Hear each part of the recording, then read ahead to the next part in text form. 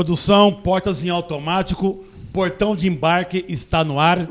Alexandre Palmeira, Ezequiel Santos, damos as boas-vindas a você que acompanha o nosso canal, que curte o conteúdo e compartilha com os amigos nas redes sociais e nos grupos do WhatsApp. Muito obrigado. Você que acessou o canal pela primeira vez, assiste o episódio. Se você gostar e curtir, deixa um like. Se você curtir muito, inscreva-se no canal, ative o sininho para não perder os próximos episódios e compartilha com os amigos para dar moral pra gente. Certo? E aí, meu camarada? Boa noite. Boa noite. Posso... Hoje Hoje a gente recebe aqui um empresário de referência do setor. Pô, além de um grande amigo, uma pessoa que eu tenho muita admiração por ele. Eu conheço há anos também. Você Desde também. quando eu era criancinha, velho, nesse ramo, acredita? É mesmo? Apresenta com força. Com força. Vamos lá, pessoal. Boa noite. Hoje aqui conosco, o senhor Carlos Roberto Martins do Prado. Opa! Para nós, Prado, né? Opa! Prado. Presidente do grupo Tour House, uma empresa que está aí no mercado desde 1990. Um homem investidor, é um grande incentivador de startups, é conselheiro, mentor. Tem vários negócios como Meu Shopping, Pousada Realeza, Câmbio Nuts e também um parceiro nosso de podcast com o Pode Embarcar. Opa! E hoje está aqui para brilhantar o nosso canal, um cara que eu tenho uma grande admiração por você, Prado. Alexandre, muito obrigado. Ezequiel, muito obrigado pelo convite. Mas eu já fico sem graça com essa apresentação toda. De acordo ao peso do convidado. De acordo com o peso. Eu vou explodir desse jeito. Não que você esteja gordinho, mas de acordo com o peso, né? Mas obrigado, você é um obrigado. executivo que já fez muito pelo trade já. Eu acompanho você já há muito tempo, né? Tem uma relação já antiga de parceria. É verdade. Outras empresas por onde eu passei, né? Ezequiel, quanto tempo, hein? Bastante, você estava falando desde criancinha. Você é mais velho que eu e tal. Mas faz tempo, né? Acho que como você falou, 32 anos de Tour House e 32 anos a gente interagindo aí, fazendo o que a gente gosta de fazer, o que a gente ama fazer, e aí o tempo passa rápido. 32 anos voou, né? Voou. Foi um tiro, Parece que foi ontem. Conta um pouquinho pra gente, pro pessoal que... Acho que não tem alguém que não te conheça, mas de repente, né? Não, tá bom. Então você já fez uma apresentação. Meu nome é Carlos Prado, eu sou filho da terra de Atibaia, né? Vim para cá com 17 anos pra gente buscar um espaço aqui nessa grande cidade que é São Paulo. E o turismo eu entrei depois de vários empregos aqui em São Paulo, de 84 até 90, passei por várias empresas, certo, né? Banco, administradora, enfim, e quase virei radialista, tô brincando. Eu trabalhei na Rádio Globo, mas recursos humanos, não tinha nada a ver. Imagina, eu era muito tímido, Ezequiel, não ia rolar. Não ia parece. Rolar. Hoje eu tô um pouquinho mais sem vergonha. Mais soltinho.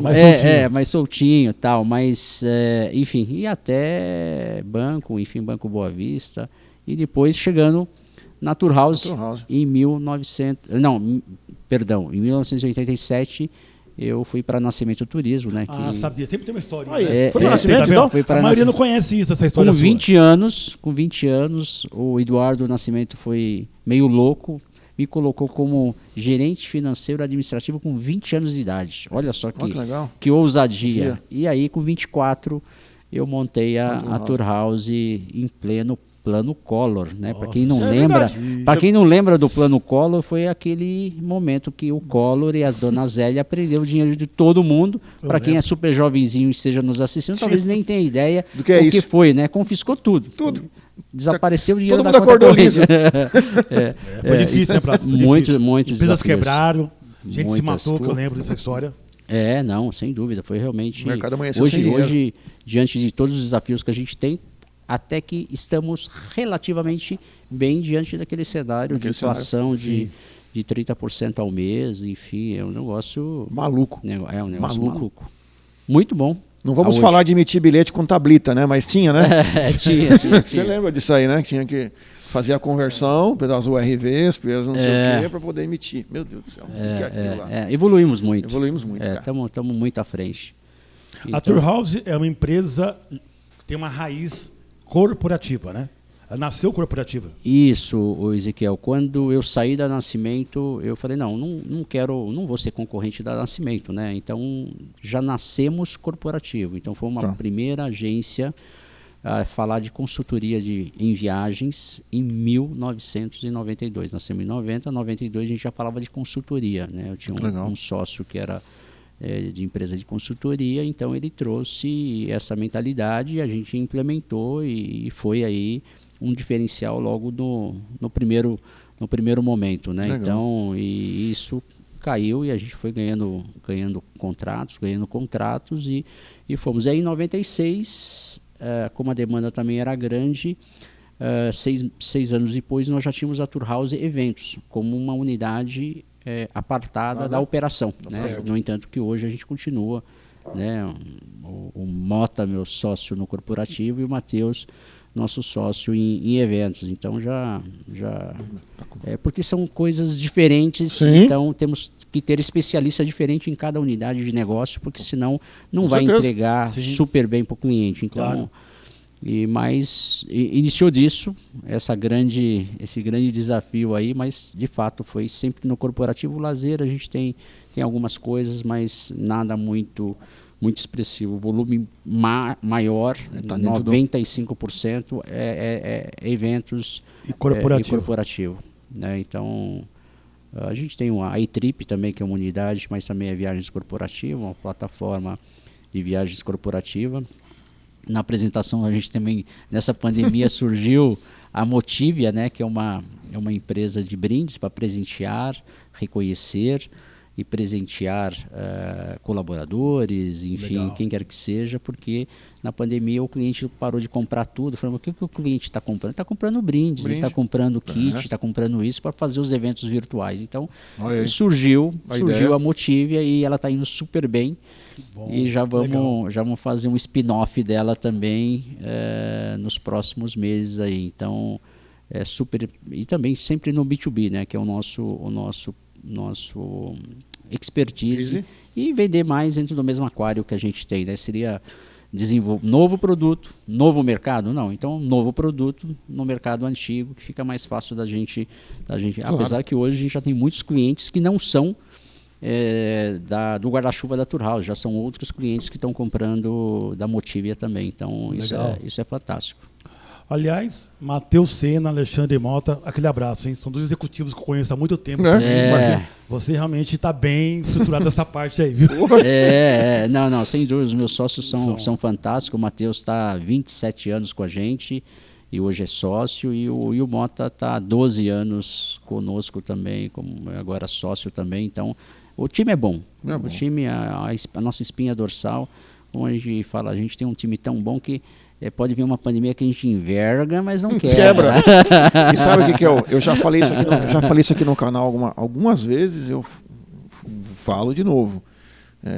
Quando a gente vê uma empresa de fora do nosso mercado, que tem uma longevidade de 20, 30 anos, a gente acha incrível. Quando a gente vê uma empresa do turismo com 30, para mim é fantástico. É verdade. É fantástico, porque a gente sabe como é difícil. Tantos desafios, É muito difícil. A gente tem uma crise, cada ano tem uma crise diferente para a gente lidar com essa situação, e não é fácil, né? Uma que pior que a outra. E essa pandemia foi uma prova de fogo, né? Ou seja, quem passou por ela, eu aí falo para todos os nossos amigos do turismo que, de fato, parabéns, porque realmente... Já é uma coisa fora da curva. Né? Uma prova de fogo mesmo. Prova, sem dúvida. Isso daí fez uma seleção, aqueles que... E aí demonstra também um outro ponto que a gente sempre fala muito, né? O quanto que nós, empresários brasileiros, nós somos super resilientes, e o quanto que a gente precisa avançar em termos de governança, né? Eu acho que tem espaço, não só no turismo, mas os empresários brasileiros. O brasileiro é um super empresário, né? Os empreendedores, mas na realidade muitos empreendem por necessidade. Né? Isso. Se empreende por necessidade. Foi empurrado, né? Exatamente, mas aproveite, né? Se já for por necessidade ou por vontade própria, né? Temos aí, né?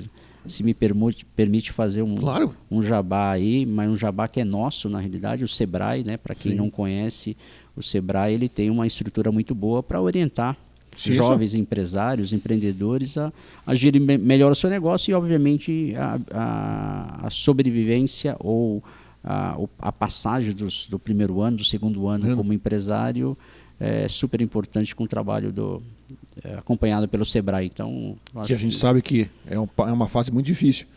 Muito difícil. O cara, vou empreender.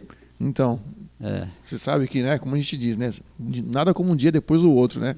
Os primeiros 2 anos são terríveis. Agora, passando, já que você falou de empresário, uma lição, né, que a gente tem que, né, passar, né, acho que o nosso trabalho aqui, passar conhecimento, né? Ou seja, nunca subestime ou nunca seja otimista demais achando que o seu negócio, depois de 5 meses, vai estar dando, 6 meses, vai estar dando aquilo que você colocou no papel. Que isso, um ano, no mínimo, com muito trabalho, você tem que ter recursos financeiros, capital, para você aguentar no mínimo um ano. Mas, em média, são 18 meses. Então, faça, quem quer empreender, tenha o capital suficiente para 18 meses e trabalhando muito, porque senão vai perder o dinheiro que empregou. Então não sai. Então essa é uma dica para investidor. Com certeza. E pessoa que quer empreender. Você dominando o segmento, né? Você conhece profundamente, mas esse investimento ele tem um tempo, né? Exatamente. Você falou super bem. No mínimo aí a gente tem consultores que falam 2.000 horas, 4.000 horas de conhecimento ou de experiência na atividade que você vai empreender. Né? Não adianta você falar, eu quero trabalhar com vestuário, mas eu saí do turismo. Não, vai estagiar numa empresa de vestuário por 2 anos, 3 anos, aí você pode pensar em começar a empreender. E mesmo assim vai correr todo o risco. Né? Então, essa dica depois tem que assinar aí o portão de embarque aí. Aquela moedinha, como que o pessoal faz lá, os influencers, né? Bota uma moedinha aqui para manter esse quadro. Prado, assim, o que eu achei legal, assim, que você fez um trabalho muito forte, cara. Você citou pandemia agora, mas você foi um dos pilares do trade que, junto com outros segmentos, levantou a bandeira do turismo, né? Como é que o slogan era qual? A frase que você usava na época lá, o segmento que você fez a atuação? Supera turismo? Supera. Sim. Era isso? Supera. Não, Movimento supera, algo nesse sentido. Bem lembrado. Eu sou muito orgulhoso disso, tudo isso que a gente fez. Eu acompanhei, cara. Nós criamos, né? Nós criamos o Supera Turismo, foi idealizado por mim e pelo Aldo, né, da Gassuri. Depois nós trouxemos pessoas fantásticas, criamos o comitê executivo do Supera Turismo e criamos o conselho de entidades com vários representantes dos presidentes das entidades, criamos o conselho de mercado, né, Caqui, Jerome, Tieco, Tony, Caio Carvalho, ex-ministro. Uma galera de peso. Diretor. Então, uma galera de peso. Magda, Roberto, todo mundo, e o Edu Sanovic, na entidades, e todo mundo trabalhando em prol para a gente fazer, de fato, o turismo superar, né? Ou seja, então a gente tinha três objetivos muito claros, né? Que era justamente levar o máximo, né? A gente desenvolveu os protocolos junto com o governo do estado e levar o máximo de informações sobre o protocolo para que as pessoas, se precisassem se deslocassem com segurança, né? Então a gente criou e divulgou esses protocolos. 2, restabelecer emprego e renda para menor número de pessoas perdesse seus empregos. Isso. E o 3º, não menos importante, era aproveitar os influencers que estavam conosco também, que fizeram um trabalho maravilhoso, mostrar cada cantinho do Brasil. E hoje a gente, como a gente estava falando antes de entrar no ar, do quanto que o turismo doméstico interno está super aquecido. E tem amigos hoteleiros falando: tomara que esse momento não passe, porque está fantástico. E vai continuar fantástico. Concordo. Se nós aproveitarmos, de fato, para cativar, agradar, encantar e provocar boas experiências e com isso que os nossos clientes tenham boas memórias disso tudo que ele está vivendo. Então, foram esses 3 objetivos aí. Nós fizemos a 4, 6, 8 mãos, né? É um produto que tá no ar ainda. O Supera Turismo Brasil tem o Instagram, ele está desativado, mas nós deixamos lá porque é de todos nós. Qualquer um que queira utilizar aquele material, que são profissionais do turismo ou não, utiliza aquele material que é nosso. Que é nosso. Né? Foi... O que eu quero enfatizar é assim, você está comentando isso hoje, mas naquele momento lá, daquela insegurança de saber para onde que vai, para onde que fica. Aqui em casa. Aquelas incertezas, cara, você levantar uma bandeira junto com esses empresários aí do setor, ou não do setor, para enganjar e motivar o mercado realmente a reagir, cara, é difícil. Eu sei que é difícil. Mas você sabe o que é bom, Ezequiel? Tinha o Bruno, que é do presidente do Fornatura, agora ele é secretário de turismo de Mato Grosso do Sul, ele também era um dos conselheiros de entidade, né? E ele falava, você sabe que foi até bom a gente criar esse grupo, porque foi uma terapia em grupo, porque a gente estava tão... É verdade, e sem contar o fantástico, quantas amizades nós fizemos, então, quantas amizades, quantas aproximações, eu até brinco com a Tieco, né, que nós éramos conhecidos, hoje nós somos amigos. Então, tá vendo? Entendeu? E muitos... Né? A gente tem muitos amigos no turismo, mas e conhecidos a gente tem demais. Agora, sim, amigos é com a convivência, com afinidades que a gente vai tendo, entendeu? Vai construindo. E eu te falo uma coisa, Brado, que eu notei isso, acho que todo mundo que trabalha na cadeia, quem está no Brasil principalmente, que a gente tem algumas pessoas aí que assistem a gente fora do Brasil, mas quem está aqui dentro vivenciando o turismo, como nós vivenciamos, eu percebi que depois que as coisas começaram a andar um pouquinho, lá em julho de 20, agosto, né? Deu uma refrescada e as pessoas começaram a viajar. Primeiro foram aquelas viagens de carro, aquele movimento que rolou. Teve muita gente que voltou a viajar dentro do Brasil que já não estava mais acostumado a viajar aqui, só viajava para fora. É verdade. E começou a viajar aqui dentro. E essas pessoas, eu te falo, que até hoje estão viajando aqui dentro. Tem feito viagens para fora? Tem. Mas liga, pergunta uma coisa aqui, poxa, quer um negócio ali, quer ver um roteiro diferenciado, quer ver um negócio ali, quer ver um hotel de luxo, quer ver uma experiência de vinho dentro do Brasil. Essas pessoas não estavam mais acostumadas a viajar no Brasil, só viajavam para fora. Então, e surgiram, né, só acrescentando, olha, gente, surgiram muitas hospedagens de luxo. Isso. Eu viajei bastante pelo Brasil e não perde nada, porque a qualidade, o serviço está muito bom. E é isso que a gente não pode deixar morrer, nunca mais. Vamos manter o dinheiro. Vamos manter. Não é que eu sou nacionalista, sou isso, sim, mas se a gente pode manter o recurso, né, claro, o nosso dinheiro aqui dentro do Brasil, por que não? O Ezequiel, você falou do movimento, né? Isso. Supera. Um outro movimento também, que me agrada muito e eu fiquei assim extremamente muito feliz e não sabia a repercussão que isso poderia dar, né? Porque a gente vai fazendo, né? Que é o Unidos pela Vacina. Né? Quando a gente começou a falar em dezembro de 2020 que a vacina seria a única salvação do nosso turismo de fato, como o Superaturismo não tinha o objetivo de falar de vacina, né? E a gente tinha receio também por questões de ter muitas entidades, então a gente separou as coisas para a gente não ter conflitos aí. Nós criamos, né, seria primeiro vacina para todos, aí não deu registro, e aí a gente criou o Unidos pela Vacina. Aí, Unidos pela Vacina, nós trouxemos que é muito mais gente fora do turismo. Então, do turismo que esteve assim totalmente submerso no Unidos pela Vacina, eu, o Caqui da Gol, e a Tieco.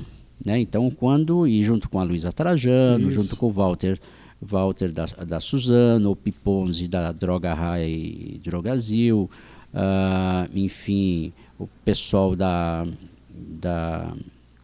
Wilpor, um monte de empresas, CCR, um monte de empresas trabalhando em prol da causa. Em prol da causa. O que a gente queria? A gente queria vacina no braço do brasileiro. Sim. Né? E as nossas premissas eram muito claras. Não buscar culpado, não falar mal de governo, é isso aí. Suprapartidário, sem interesses comerciais, e quem apareceu com interesse político ou interesse de querer vender, a gente apontou o caminho da saída do grupo. Entendeu? Então, isso foi fantástico, porque a gente realmente ajudou de fato a chegada da vacina.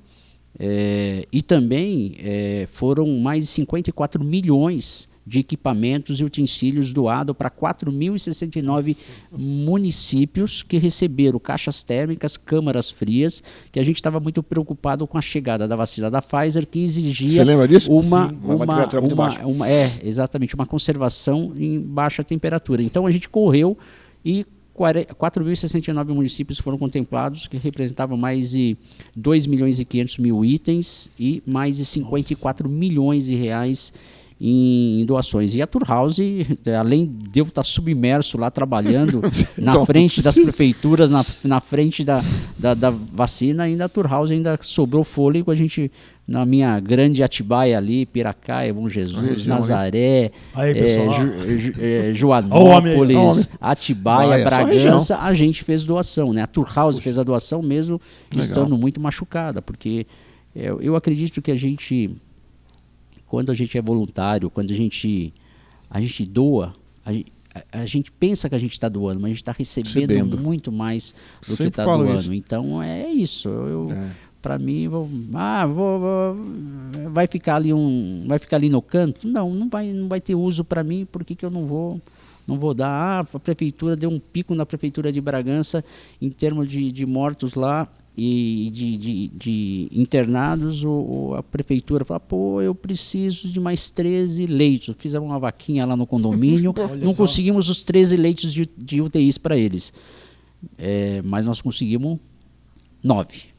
Né, com a vaquinha, enfim, então a gente tenta ajudar da melhor forma possível aí. Então, esses dois movimentos, e aí eu conheci o pessoal do varejo, né, foi porque o IDV, o Instituto de Desenvolvimento do Varejo, estava junto, né, então, liderado pela Luísa, que é uma pessoa brilhante aí, e botou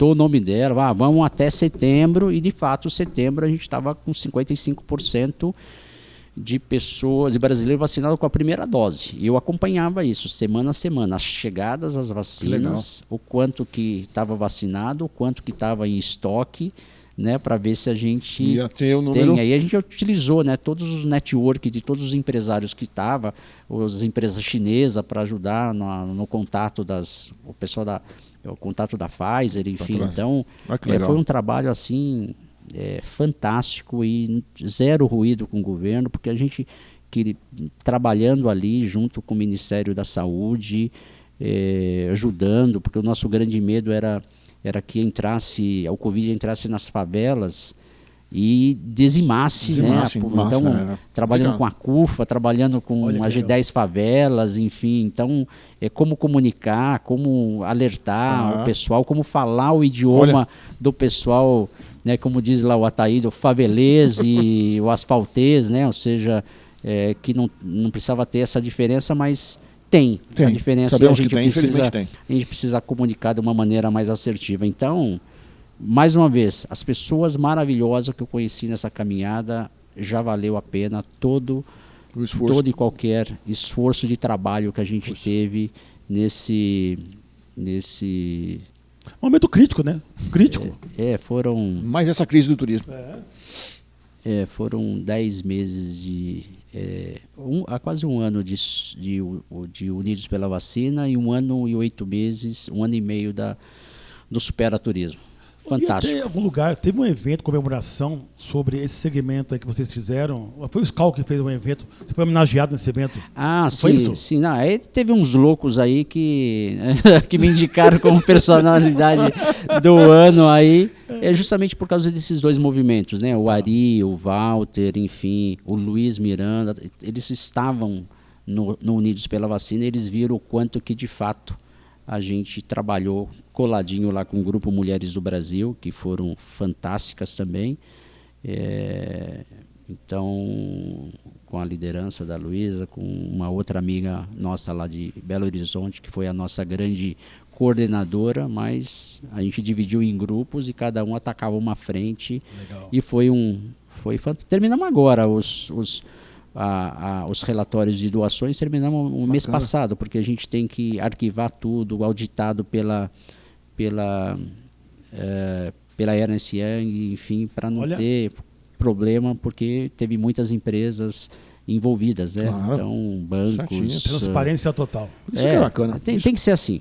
Para você trazer pessoas, a gente tem que prestar conta. Se eu pegar um tostão, R$1 seu, eu tenho que prestar conta aonde foi esse R$1. Cara, esse é um tema polêmico, eu queria dividir com você, se quiser opinar. Hoje se fala muito em ESG, né? ESG. Sim. Onde as empresas de ponta se preocupam com isso, que envolve o meio ambiente, pessoas e gestão financeira, né? Essa parte de governança. Sim. Então, você fala no caso seria o ambiente, você fala da preocupação com poluição, né? com os rios, com o meio ambiente de uma forma geral, onde as empresas têm que atuar para tentar aferir de uma forma muito, muito singular, né? O meio ambiente. Perfeito. Quando você fala de S, seria o social, você fala de pessoas que envolvem aquela comunidade ou a empresa, com os colaboradores, que envolve diversidade, que envolve a questão do negro em cargo de liderança, LGBT, regulação, talvez, dos salários homem e mulher, e o ambiente como um todo da empresa. Sim. E governança é o ponto que você citou agora há pouco, que envolve a transparência da empresa para com os seus fornecedores, clientes, colaboradores e talvez outro segmento ligado diretamente. Então, isso eu vejo muito forte e a Turhaus já vem praticando esse conceito. Eu vejo algumas matérias que o Matheus ele trabalha não só no LinkedIn, mas em capacitações mesmo, com a equipe, né? Isso. Fala um pouquinho sobre esse conceito aí. Não, excelente tema, Ezequiel, porque é estratégico para as empresas, mas é muito melhor para o Brasil, é muito melhor para a humanidade. Eu vou te falar o porquê. A gente, no caso da Turhaus, a gente tem alguns desafios para até 2025, 2030. Então, para quem não sabe, a Turhaus já é carbono neutro desde 2007. Né? O meu filho, na época com 10 anos, falou, pô, pai, a gente viaja tanto, a gente tem que fazer alguma coisa, porque estão toneladas de CO2 produzido numa viagem. Aí a gente tem a área de preservação em Atibaia, mas isso não era o suficiente. E a gente começou a neutralizar com a empresa, a Max Ambiental, enfim, temos vários parceiros, e Caplan, e começamos a neutralizar. Então, desde 2007, já há 15 anos, que a gente vem neutralizando todo o CO2. Então, tudo que deslocamento dos carros do executivo, papel, energia elétrica, tudo que a gente faz, a gente já neutraliza. Agora, o nosso desafio, 20% esse ano, 20% no próximo, até 2025, a gente quer ser 100% negativo. Ou seja, a gente ficar com crédito. Ou seja, se algum desavisado não fizer nada, a gente está fazendo por ele. Está contribuindo já para alguém. Está fazendo por ele. Então, nesse ponto, desde 2007, que a Turhaus já é carbono neutro. E a gente precisa, né, como diz o meu amigo lá, o Leon da Ambipar, nós não temos o planeta B, nós só temos o planeta A. Então, vamos cuidar disso aqui. Vamos, até o slogan deles, vamos cuidar desse planeta que nós vivemos. Do social, de fato, no caso da Turhaus, a gente tem os indicadores que a gente tem como meta até 2030, 50% de não brancos trabalhando na Turhaus. E 20% mulher e homem já equilibrado. Já é equilibrado. Seja em salário, tem até mais mulher do que homem. Sim. Então, esse não entrou no nosso desafio, porque já está... A mulher acho que é mais equiparação de salário, né?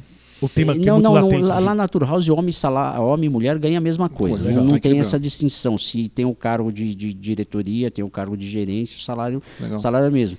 Agora, o que a gente vai fazer, por exemplo, de 20% do grupo LGBTQIA+, na Turhaus, que a gente não tem. Hoje a gente está com 12%. A meta é chegar a 20% e também respeitando o encargo de liderança também. Né? Isso para provocar a inclusão. A gente tem uma preocupação muito grande com os trans, porque realmente a idade média de 32 anos é muito prematuro, então esse é um grupo de maior desafio nosso, da sociedade. Né?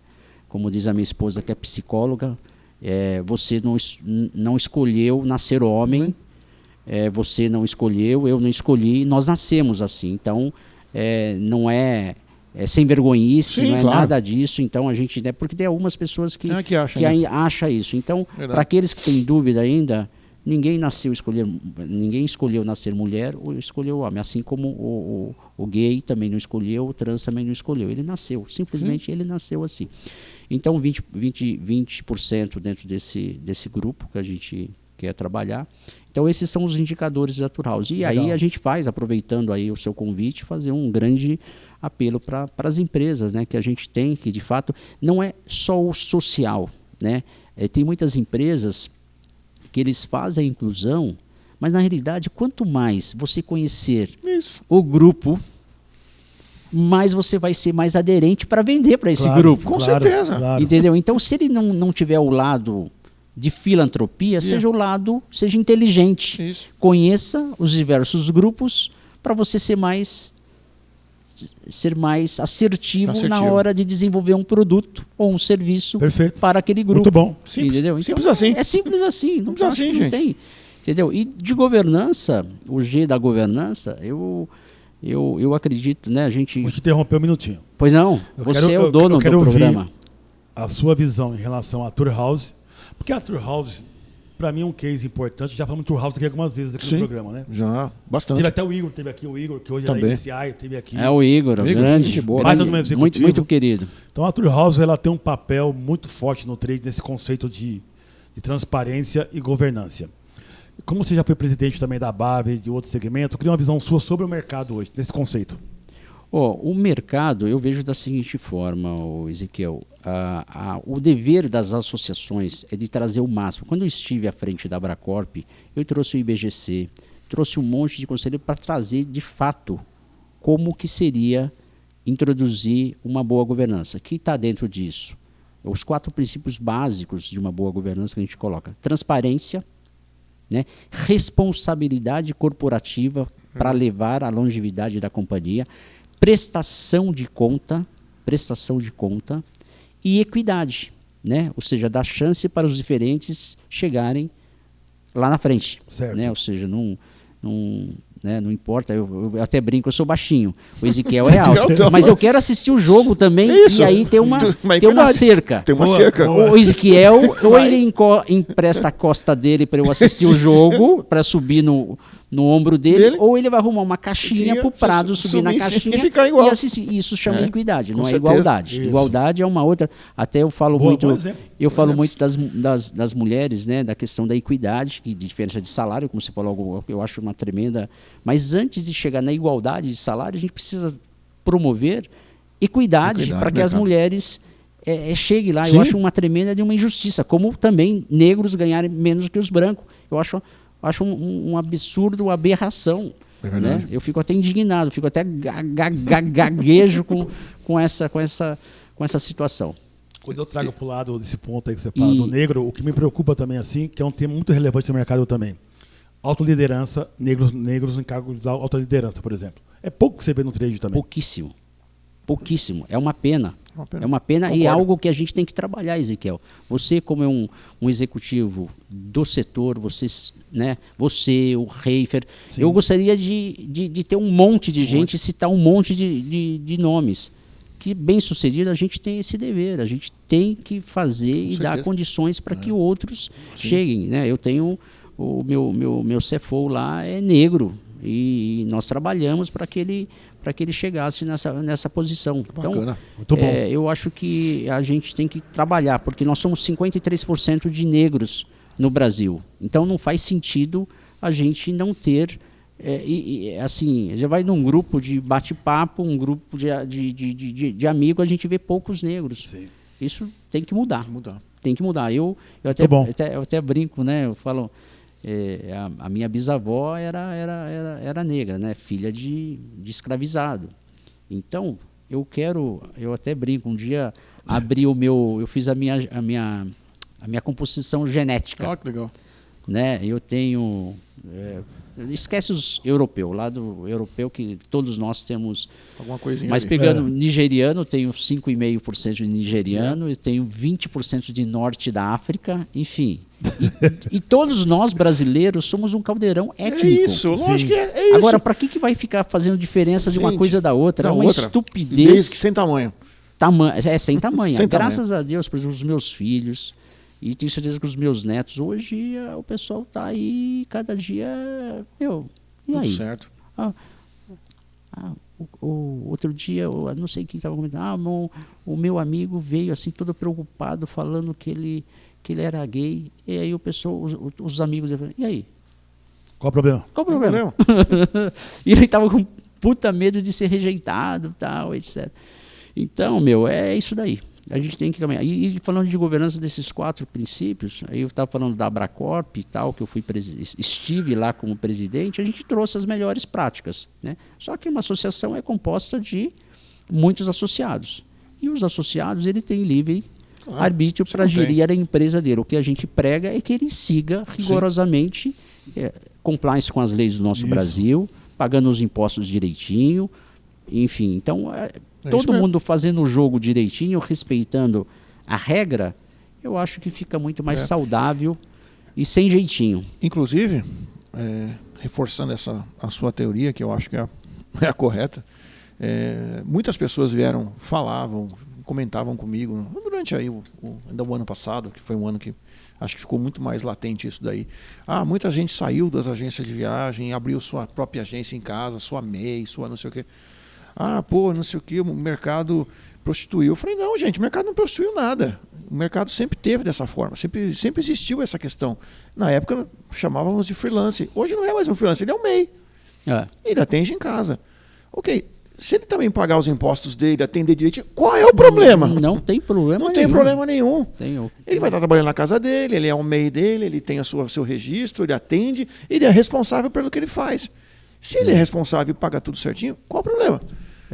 Não tem, absolutamente. Nós temos o regime, tem MEI, tem simples, tem lucro presumido, tem lucro real, cada um dentro da sua e respeitando as leis do Brasil. O que não dá, por exemplo, empresas no turismo que a gente sabe que tem 4, 5 milhões de receita, não volume de venda, receita por ano, e declara 400 mil reais, que só tira 400 mil reais em nota fiscal. Isso não pode. Aí depois fala que os caras lá em Brasília, né? Os caras lá em Brasília são ladrão. O que ele está fazendo? Está fazendo o que aqui? Isso eu não falo só no turismo, não. Eu falo em qualquer empresário que não respeita, não é compliance com as leis do nosso Brasil e não paga os impostos de uma maneira correta. E, enfim, é isso daí. Eu acho que não tem problema nenhum. Pegando esse gancho seu, Prado, eu sempre senti assim, o trade, Ezequiel, particular meu, sempre muito oculto, assim. Parece que é vergonha você dizer que cobra 10% para prestar um serviço para uma empresa, para uma pessoa física. Parece que você está fazendo coisa errada. Em outros segmentos, isso é natural, cobrar uma taxa. O turismo passa um viés que é meio... É mais difícil para a gente. Você mais difícil para a gente. Sabe o que eu falo? Nós sofremos muito do complexo do cavalo do bandido, sabe? Ou do cocô do cachorro da madame, ou qualquer coisa assim. Eu tô rindo para vira-lata. Complexo vira-lata. Mas a gente tem que se valorizar. Porque se a gente não se valorizar, não é o outro que vai valorizar a nossa atividade. Com certeza. Né? Ou seja, a empregada doméstica, se paga lá os 200, 250 reais a diária, ela dá um rebate. Então, não tem rebate. Ela pega 200 e deixa 50 lá. Você olha não existe isso. É só a gente. Então, é a questão de posicionamento. O que eu falo muito, até pegando esse G do ESG que você falou, eu vejo muitas empresas que contratam os serviços de viagem corporativa, que eles vêm com bid para lá de insustentável. Não toca nisso. Para lá. É importante. Porque às vezes olha o lado da agência. Isso. Mas e essas supostas empresas sustentáveis que praticam o ESG e traz um bid para a gente desse jeito, que é vergonhoso. A Tour House, não, esse jogo eu não quero jogar, não me interessa. É posicionamento. É isso. Enquanto a gente não se posicionar... Se você fala não, eu falo não, Ezequiel fala não, ele fala não, o outro fala não, acabou. Por que vocês estão falando não? Porque não dá. É a mesma coisa... Você né? mata isso aí. Eu vi aqui mesmo o Fernão falando, quer me enganar, R$2 um FII? Tá roubando do outro lado. Então, porra. Agora, o cara de compras acha que está fazendo. Agora, a empresa dele está perdendo, porque não está sendo compliance, não está sendo transparente. Não é transparente porque isso aí, compliance é seguir as leis do nosso Brasil, respeitar o contrato que assina com o cliente ou com o fornecedor, sacaneia o fornecedor e joga, a companhia aérea pode vender o assento por 1.000, o agente vai lá, dá um jeitinho e vende por menos e fica com diferença. Então, né? Se o contrato foi assinado de tal forma, você tem que seguir o contrato. Ou não assine o contrato, porque senão você está um bandido, você está fora da lei. Agora, nem todo mundo... Nem todo mundo segue. Nem todo mundo segue. Então, mas a gente tem que parar com isso, porque senão nunca nós... Vão ser respeitados. Nunca vamos ter o respeito. O seu segmento aqui envolve o corporativo pesado, Tour House, pesado. Quando você fala de um bid que o prazo é 60 dias, 90 dias, faz sentido para você? Cara... Esse é um tema bem polêmico. Faz sentido desde que você tenha estrutura e você assine contrato com o cliente que você vai cobrar um spread financeiro. Isso que eu ia falar. Mas não é assim, né, Prado? É assim que funciona? Não é assim que funciona. Mas você tem que ser transparente. Isso. Fala, olha... Você quer me fazer de banco? Eu posso fazer para você por 60 dias. Ó, o meu FII vai ser de 8% para realizar o evento e eu vou cobrar mais 3%, 4% de spread para eu antecipar esse valor. Para você. Pronto. Porque eu vou ter que antecipar no banco, porque o valor é sem limite. Então é isso. Entendeu? Agora, basta deixar claro. Por isso eu estou falando, compliance é isso, é seguir a regra do jogo, o que foi combinado. O que foi combinado, o que o governo coloca de goela abaixo para a gente, o que foi combinado com o nosso parceiro comercial, que seja o fornecedor ou seja o cliente. É simples assim, é seguir o que foi combinado. Pradão, mas na área de eventos é mais complicado, concorda? Porque é o seguinte, porque muitos fornecedores trabalham para o job. Aí você tem esse prazo, às vezes, que você firmou com a empresa, o cara vai esperar 3 meses para receber, você trabalhou hoje, vai para receber daqui 30 dias, até vai lá, mas daqui 2 meses o cara dá ponta lá que sei lá, vai ganhar R$1.000 no job, R$2.000. Não, mas aí mas foi o que o Prado falou. Ele vai antecipar. Não, mas ele vai antecipar, ele vai antecipar e vai botar o spread dele bancário, tá até certinho. Não tá errado. Mas isso não é real, cara. Isso não é real. Isso não é prática comum. Mas não é a questão, por exemplo, porque muitas empresas de bens de consumo, ela tem um sistema lá chamado SAP, Sistema de Atraso de Pagamento. Eu gostei. E aí fica tudo travado. E aí o gerente do produto da empresa que a gente atende, ele precisa fazer o evento. Só que ele não pode burlar o SAP. Então ele prefere pagar e embutir no custo esses juros e a gente cobrar e enfim. Eu acho que tá combinado? Se tá tudo certo, tá tudo certo, não tem nada. O que não pode é bola nas costas ou não, mas eu tô cobrando R$2 e não tô cobrando comissão em cima do que eu tô fazendo. Porque R$2 não fecha a conta. Não fecha a conta, pô. É isso aí. Agora, esse negócio, por isso eu tô falando, tem que colocar todos os responsáveis na mesa. Ou seja, o cliente ele tem que fazer um bid de acordo que dê para participar. E aquele que achar que não dá para participar tem que falar, olha, eu não vou participar porque senão eu não vou fazer a minha conta fechar, porque é melhor você perder um negócio ou deixar de possivelmente ganhar um negócio que você perder o seu negócio. Claro. Exatamente isso aí. Ou ser um cara fora da lei. Né, que eu falo pro pessoal. É muito mais fácil. 32 anos da Tour House e eu não precisei em momento nenhum ser fora da lei. Não é agora que a gente vai ser fora da lei. Declina. Entendeu? É isso aí. Declina. Se posicionar. Declina. Fala, não é para mim isso aí. Não quero. E pula fora. Acho que o correto o que você está falando. Pula fora. É muito fácil. Você entende que a cadeia do B2B ela caminha para esse sentido de moralizar, de ser mais transparente? Eu acredito, mais leal eu acredito que a gente está melhorando, mas a gente tem uma boa caminhada ainda, porque sem citar nomes, eu tinha um amigo que era presidente de uma entidade aí. Alguns amigos meus, quando eu falo isso, eles ficam bravos. Da área de brinquedos tal, e falam, é o seguinte, a gente sabe por quanto que é importado e quanto que chega na ponta. A gente vai fazer o cálculo contrário. Se a conta não fechar, eu vou mandar a Receita Federal para cima da sua indústria. Olha. E algumas pessoas foram presas. Louco. Depois começou a moralizar. Ou seja, a gente não pode brincar. Por exemplo, quem trabalha deveria denunciar aqueles que não trabalham corretamente, entendeu? Então, não ser comunado, né? Tem que ser, tem que ter postura. Exatamente. A entidade e os clientes e os fornecedores, por exemplo, qualquer valor que se paga tem que exigir nota fiscal. Claro. Né? Ou seja, Tem companhia aérea que paga incentivo e não exige nota fiscal. Tem que exigir nota fiscal. Boa. Você vê, eu estou falando da parte do cliente, estou falando da parte da agência, estou falando da parte do fornecedor. O fornecedor que paga um incentivo para uma agência ou para qualquer um e não pede nota fiscal, ele está sendo conivente com a fraude com o governo. Sim. Com o governo que somos nós. Ou seja, quem paga muito e outros não pagam nada. Se todo mundo pagasse alguma coisa, o Brasil, seria mais equilibrado. A gente estima que muitos porcentos aí da riqueza do Brasil é sonegado, cara. Não tem. Né? Eu trabalho, fazendo o jabá, eu tenho um braço de incorporação também. Às vezes eu vou comprar terrenos, o cara fala, não, mas olha, eu só quero vender pelo valor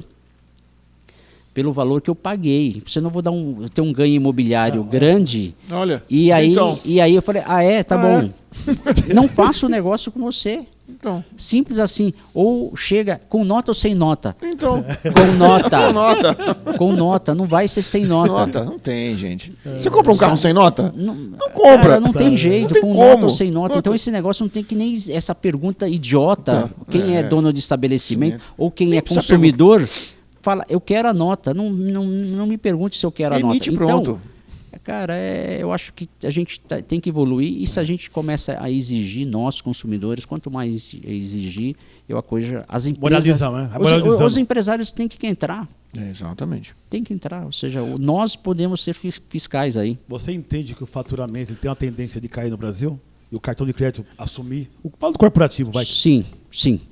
E da conciliação, da gestão toda que envolve. Tá caminhando para isso e, por mim, eu não venderia nada, absolutamente. A gente tem alguma coisa de faturado na Tour House, mas não venderia nada faturado. Sempre cartão. Não faz sentido um banco comprar alguma coisa faturado da gente, sendo que ele é dono do cartão. Do cartão. Faz. E você sabe que tem, né? Tem. A gente sabe que tem. É um absurdo o negócio desse. Contraditório, né? Eu concordo contigo. É muito contraditório. Uma coisa que eu falo assim, eu bato muito a mão na mesa. Ou companhia aérea, só cortando, Alexandre, ou companhia aérea também que prefere vender faturado para as agências para não colocar cartão de crédito, para não pagar o custo do cartão de crédito. Boa, Prata, é isso aí, pô. Você não gosta de ver. Cada um que faça a sua parte. Cada um faz sua parte. Cada um faz sua parte. Todo mundo é importante, todo o setor. Né? Eu chamo do ecossistema do turismo. Isso. Todo o ecossistema, não tem o que é mais importante. O dono do produto é importante?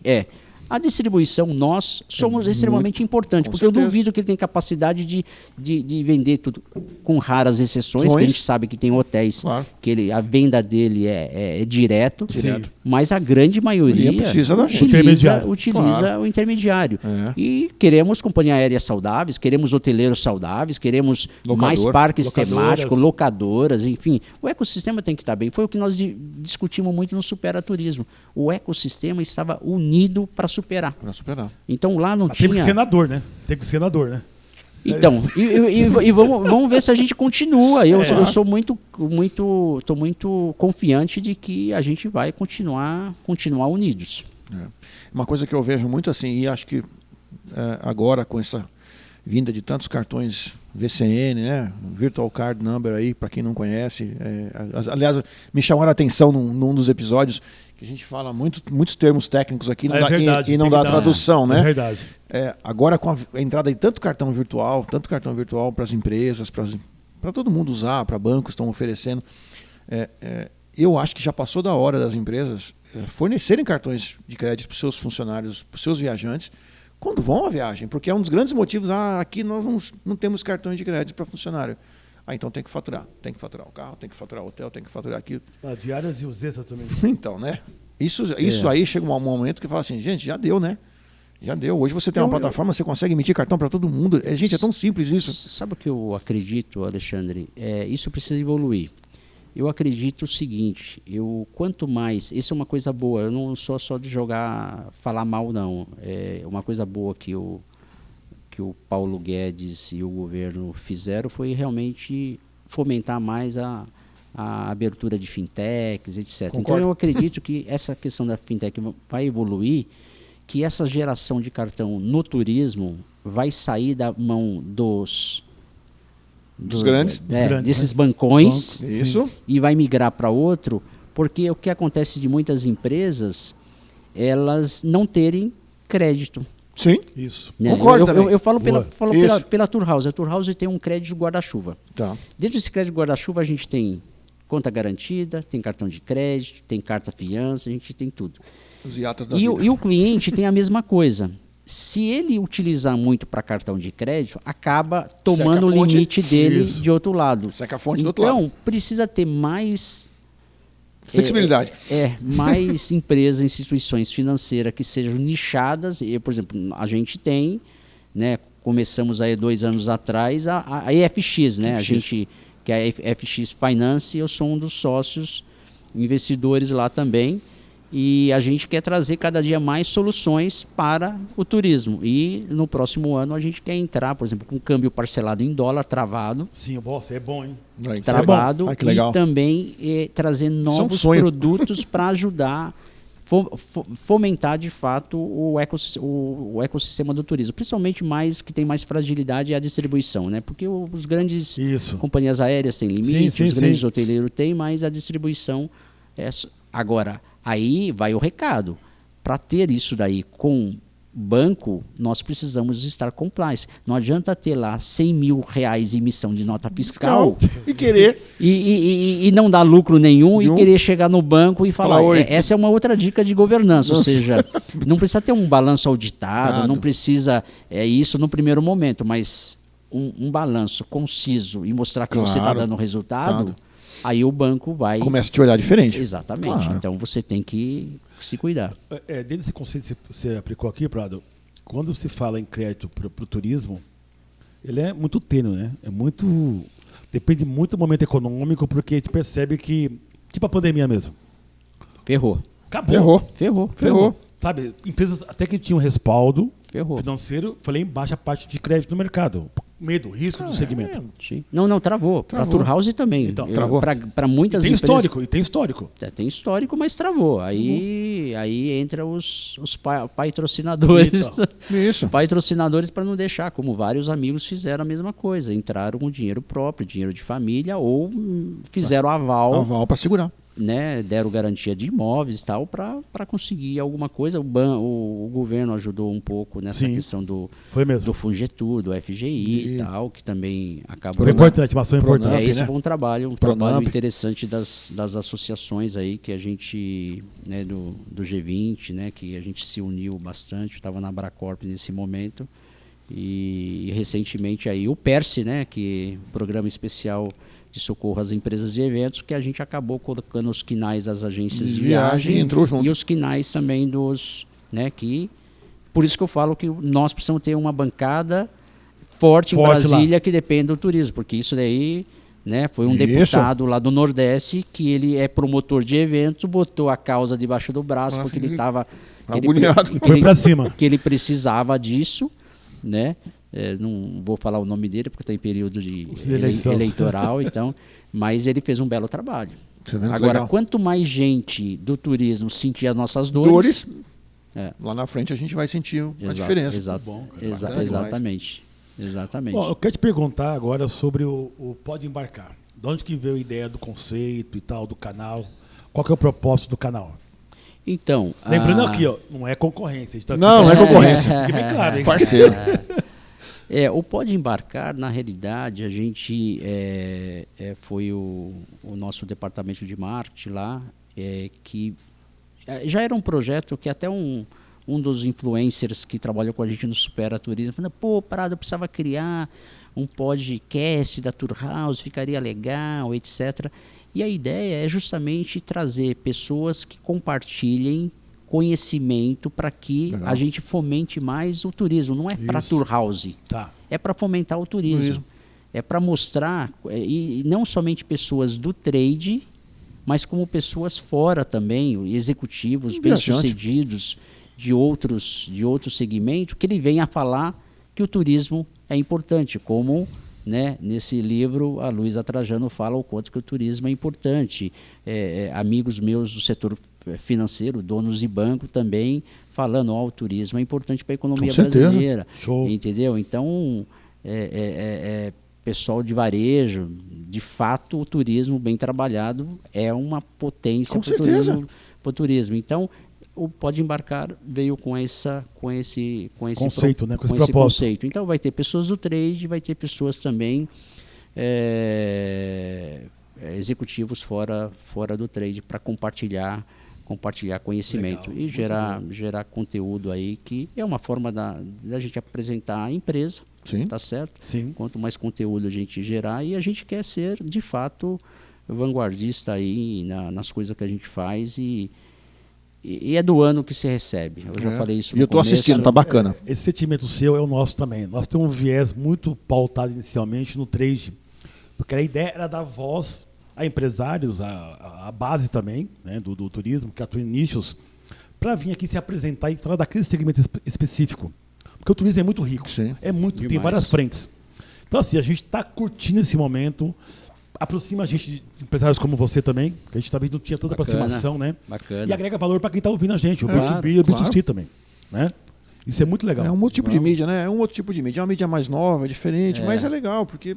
Não, parabéns pelo trabalho de vocês. Eu acho que conhecimento não ocupa espaço, né? Sim, ou seja, exatamente. Se está no carro, vai ouvindo, se está em casa, vai aprendendo, não ocupa. Eu acho que ver e ouvir visões diferentes da nossa e interpretar o que a gente pode fazer de diferente, isso é tudo. É o trabalho de vocês, é o trabalho que a gente está fazendo, e muitos profissionais excelentes estão indo por esse lado. Eu acho que só tem a ganhar o turismo, né? Só ganhar o turismo.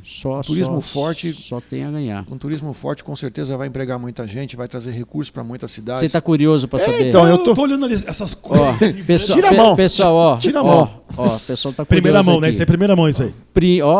Que você me convidou, você, Alexandre. Então, vamos lá. Primeiríssima mão. Pessoal, para quem... Esse daqui, pessoal, foi escrito a várias mãos, esse livro, Turismo, um grande negócio para o Brasil. Eu não falo da boca para fora. Turismo é um grande negócio para o Brasil. E pode ser enorme para o Brasil. Então, turismo. Então, nesse livro a gente traz várias ideias, né, de lugares, por exemplo, no mundo que eram áreas degradadas e que hoje são pontos turísticos. Com certeza. Falamos aqui muito sobre os parques que nós temos no Brasil, a riqueza, né? Nós somos o segundo país do mundo, falam, mas para mim o Brasil é o primeiro, né? Perde para o México, mas para mim é o primeiro em recursos naturais, e somos o 7º em recursos culturais. Okay. Então, isso é um apelo que eu faço também, né, para todo mundo, para a gente manter a nossa cultura, não ter vergonha do que nós somos e temos, né? Eu costumo dizer o seguinte: se o Brasil é um país mais pobre que os Estados Unidos, por exemplo, não tem problema, mas que seja um pobre limpinho, que seja zeloso, tal. Não precisa ter aquelas mansões, pode ser uma casinha de um quarto de cozinha, mas bem cuidadinho. É isso então, mesmo. E uma curiosidade, você falou todo colorido aqui. Por que é colorido assim? Ao invés de colocar a bandeira do Brasil, nós usamos o grafismo das bandeiras dos estados brasileiros. Que legal. Porque os pontos turísticos, eles ficam na cidade. Eles ficam dentro dos estados. Ele não fica em Brasília. Então, a gente tem que ser muito mais cada cantinho do Brasil, ao invés de estar, né, tudo focado Brasília. Então, aí teve pessoas maravilhosas, por isso que eu falei, escrito a 8 mãos, né? Então, a Ana Laura, que estava no Superaturismo, o Aldo escreveu, o Alexandre Butrico do Superaturismo, a Ana Moscadi, que é da Tour House, a Andréia, que é da Turismo Rural, falando da Turismo Rural, o Bruno falando do olhar do governo para o turismo, o Caio Calfá falando da construção para o turismo, o Caio Carvalho, que foi ministro e secretário, a Carolina falando do Sindepat, a Tieco, o Eduardo Sanovic, né? O Luizão da Beta, o Luiz Miranda, a Luísa Trajano falando da importância, a Magda da BAV, o Marcelo, o Marco Ferraz, a Marta Rossi da Festures, o Pablo dos Parques, a Paty Leone, o Renato da Movida, o Ricardo Gomes da Câmara LGBT, a Simone Scorsato do Turismo de Luxo, o Tony do Visite São Paulo, o Vinícius Gonçalves da Tour House e o Vinícius Lumer, de secretário do Estado. Então, todos fizeram essa contribuição aí. Isso aqui é um boneco, por isso que eu não vou te deixar como presente, mas vocês dois serão um dos primeiros. Eu vou presentear, mas só vai valer com dedicatória. Que a gente vai fazer um coquetel aqui em São Paulo de lançamento, tá? E eu te falo que isso deveria ser o livro de cabeceira de toda a gente viagem. Porque muita gente não conhece nem o Brasil. Não, por isso que eu falei, conheça cada cantinho do Brasil. E o segundo, como a gente estava falando da união do trade, por que eu pedi para muitas pessoas escreverem? Para a gente se manter unido. Porque com a união nós vamos chegar aonde o turismo tem que chegar, Ezequiel. Com certeza. Muito bom, Prado. Sem união, sem o nós. Sozinho não vai. Não é eu, não é só você, nós vamos fazer do turismo algo grandioso. Então, esses foram os motivos que me fez escrever esse livro aqui. Isso me encanta tanto, Prado, que eu vejo assim, eu fico muito... eu fico chateado quando várias pessoas que já passaram por aqui, a gente comenta dessa questão.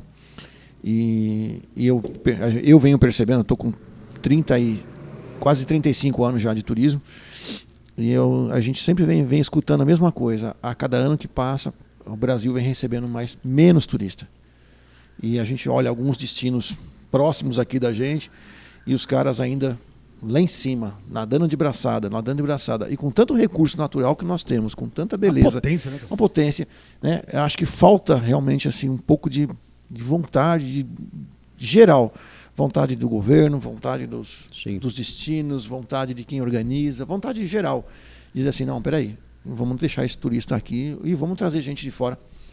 Aqui nesse livro também fala, dentro do Superaturismo, nós criamos 16 itens de como o prefeito, o governante deveria trabalhar para desenvolver o turismo. Então, a gente faz isso. Exatamente para provocar os governantes, os gestores, legisladores e a iniciativa privada que não investe no turismo, que ele pode investir no turismo, que é um grande negócio. Entendeu? Então, isso está aqui. É uma provocação, assim, uma provocação saudável para que a gente traga a reflexão e a gente vê e poder analisar isso daí.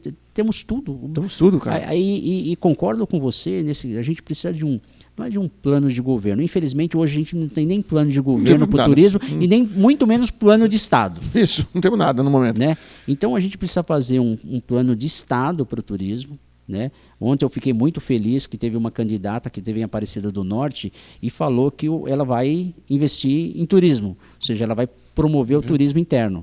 Legal. Fantástico. Eu acho que se essa ganha ou se outro ganha, tal, etc., e de fato colocar o turismo na pauta, isso aí. É o que a gente quer provocar, com toda a humildade do mundo, provocar falando, porque a gente vai fazer lançamentos em vários lugares, a gente vai fazer mídia, a gente vai trazer mídia para cima desse livro, para justamente trazer o pessoal a essa reflexão. Bacana. Então, concordo com você e eu acho que a gente poderia, né, trabalhar muito melhor essa captação. Sem dúvida, seja de eventos internacionais vindo para o Brasil, ou desses 6 milhões que não sai dos 6 milhões, 6 milhões e meio. Faz tempo. E não tem que inventar muito, não. Para mim é o seguinte, tem que buscar os países aqui perto e tentar tirar todo o caldo possível de trazer né? Como hoje existe uma ponte aérea da Gol, Buenos Aires, Brasil, vamos trazer o máximo de irmãos que a gente possa trazer. Tá ruim lá, vem para cá. Exatamente. Não adianta, por exemplo, querer trazer americano concorrendo com as praias do Caribe, não desmerecendo as nossas praias, mas pela distância. Então, se for vender Brasil, a gente tem que vender Foz do Iguaçu, só nós temos. Amazônia, só nós temos. Chapada, só nós temos. Então, a gente tem que vender aquilo que só nós temos. Não adianta querer trazer o pessoal para ir para a praia aqui. Não. Fernando de Noronha, legal, porque só nós temos. Agora, os 8 mil quilômetros de praia, tem as praias maravilhosas no México. Não vai competir. E não vai. Por um preço de um terço do que o americano gastaria, o canadense gastaria para vir para cá. Então, tem que ser... o turismo interno também, né, Eduardo? Fomentar mais o turismo interno. Exatamente. O que eu falo do turismo interno, Ezequiel, às vezes a gente fala muito de aéreo, aquilo, outro. Eu estou falando de Aparecida do Norte, quando, E uma vez por ano a gente ia para Aparecida do Norte, ia para Praia Grande de ônibus. Isso é turismo. Isso é turismo. Entendeu? Então, você está levando recurso para lá. De carro, não importa. É turismo. Você está levando recurso. E uma outra coisa que me fez lembrar, que eu falo e repito, a questão do... Muito se valoriza o Ministério da Infraestrutura, o Ministério do Transporte. Claro, tem que valorizar sim. Só que na estrada passa caminhões, mas passa um monte de carro de turismo, ônibus de turismo. Perfeito. E fala só transporte. Infraestrutura, se vai fazer estradas ou vai fazer aeroportos, portos, 60% das pessoas que entram no avião, ele está entrando para fazer turismo. Não é o transporte de um indivíduo do ponto A para o ponto B. Então, para mim, teria que trabalhar super unidos e antenados esses três ministérios: infraestrutura, transporte e turismo. Concordo com você. E orçamento fantástico para que realmente... Não adianta ter um monte de orçamento para infraestrutura, fazer um monte de estrada, para quê? Só para transportar alimentos, né? Ou seja, tem que falar do turismo, que é muito importante. Os aeroportos não é só carga. Isso. É passageiro que está indo, vai comprar um pacote, vai comprar um city tour, vai comprar isso. Então é turismo, não é transporte apenas, entendeu? Então temos que mudar o mindset. Mindset, isso. Boa. Tem que mudar o mindset. O jeito, o negócio está aqui, só que eu estou olhando sempre do mesmo jeito. E se eu olhar desse jeito? E se eu olhar desse jeito? Eu não vou ver coisas diferentes? Com certeza. Pô, eu vejo, quando eu escuto às vezes um colaborador reclamando, vou tentando hotel em São Paulo e está cheio. Que bom. Que bom que está cheio. O pessoal está reclamando que esse final de semana no Rio estava impossível. Que bom. Sinal que o Rock in Rio deu resultado. Ou seja, tá cheia a cidade. Você tem noção de quanto de dinheiro vai entrar naquela cidade por causa de um festival desse tamanho? O que vem primeiro, o evento ou o hotel? Né? Vocês vão ler aqui no livro, a Marta da Festures, ela conta o case de Gramado, que nós temos cases fantásticos. Referência, sim. Primeiro vieram os eventos e depois foram provocando o meio de hospedagem. Entendeu? E muitos lugares assim. Grande feira. Festures então, é um baita evento. E através do evento a gente pode desenvolver destinos. É isso mesmo. Prado, foi sensacional, cara. Obrigado pelo trabalho que você faz já há muitos anos para o trade de modo geral. Por ter vindo até aqui hoje para assistir ao nosso canal. É um orgulho para mim. Obrigado de coração também, mesmo. Cara. Espero poder vê-lo em outras oportunidades também. Cara, o conteúdo é muito grande. Eu agradeço demais o convite de vocês. A gente agradece. Poder falar do turismo dessa maneira, com esse brilho nos seus olhos, do Alexandre. Eu acho que quanto mais gente a gente trouxer para sonhar o sonho de um turismo grande, o turismo grande estará mais próximo da gente. Com certeza. É isso. Obrigado de coração. Muito obrigado. Fiquem com Deus. Você também. Obrigado. Valeu, gente. Valeu.